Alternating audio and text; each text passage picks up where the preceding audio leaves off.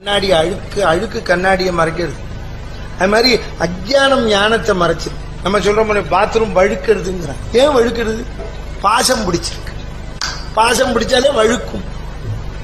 இப்ப நம்ம எல்லாருக்கும் பாசம், பொண்ணு என் பையன், என்ன பாசம்?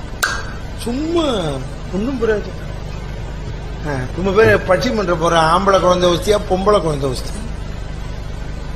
ஆம்பளை குழந்தை பர்மனன்ட் எமன், பொன் குழந்தை போயிட்டு வரையும். வேற எந்த எமன் வசதி சொல்லு? பட்டிமன்றம் போடுறதுக்கா?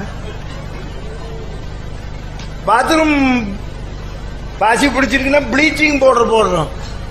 இப்ப நமக்கு ப்ளீச்சிங் பவுடர் போடணும். என்ன போடுறது? இந்த அஜ்ஞானத்தை போக பகவன் நாமா என்ற ப்ளீச்சிங் பவுடர் போடுறோம்.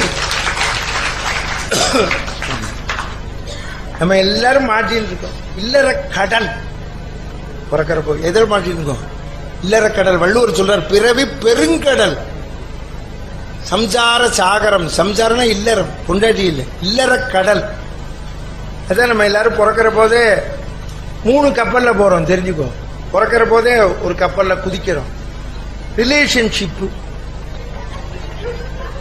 இதான் அம்மா, இதான் அப்பா, இதான் மாமா, இதான் சித்தப்பா எல்லாம் மாற்ற முடியாது.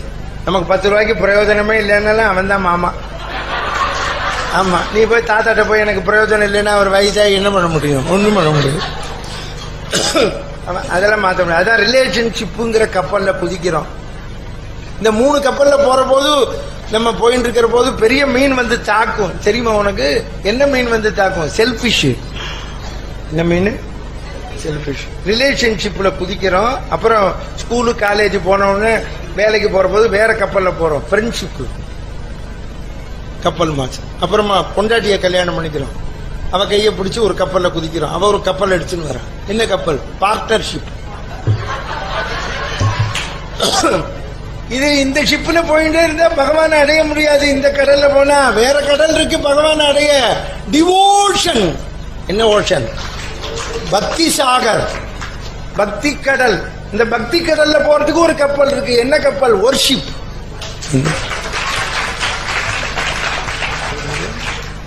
அதுக்குதான் இப்ப வந்திருக்கோம்.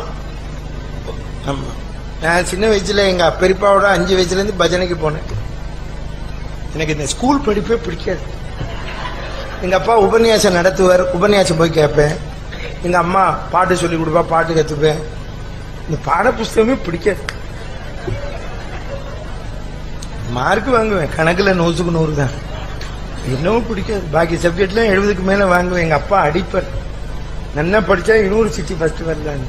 படிக்கவே பிடிக்கல. நான் ஒரு நாளைக்கு சும்மா இல்லாம எங்க பெரியப்பாவோட சனி ஞாயிறு பஜனைக்கு போயிட்டு கொண்டு விட்டுட்டு போனார். எங்க அக்கா அண்ணாட்டெல்லாம் பேசிட்டு போறோம். தினம் சனி ஞாயிறு இருந்தா தேவலாம், பஜனைக்கு போயிட்டான்னு. எங்க அப்பா கேட்டார், பூவாத்துக்கு என்ன பண்ணுவேன்னு கேட்டார். மடத்துல போட்டுருவாங்க. என்ன இப்போ எங்கேயோ போறோம், சாப்பிடுறோம். சனி ஞாயிறு இப்ப நமக்கு வாட்ஸ்அப்ல ஒரு சௌரியம், எந்தெந்த ஊர்ல சனி ஞாயிறு பஜனை போயிடலாம். இப்ப அதனாலதான் ரொம்ப ரிட்டையர்டு எங்கெல்லாம் நடக்கிறதுன்னு கிளம்பிடுறா. தெரியுமா உனக்கு? ஆமா, என்ன பண்றது? பிள்ளை நாட்டு பொண்ணு மாப்பிள்ளைய சமாளிச்சு நிற்க முடியல. கிளம்பு.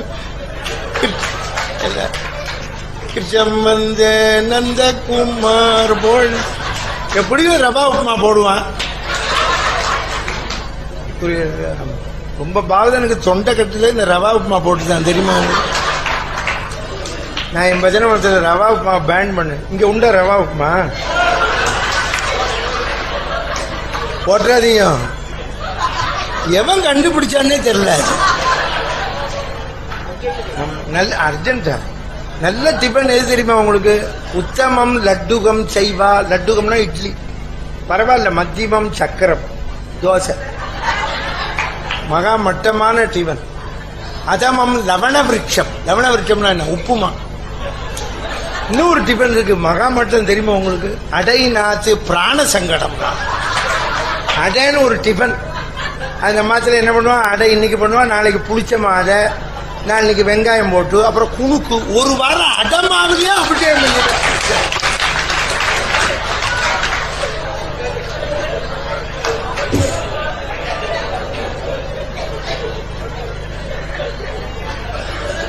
ரொம்ப பேரத்தில் இப்படித்தான் நடக்கிறது.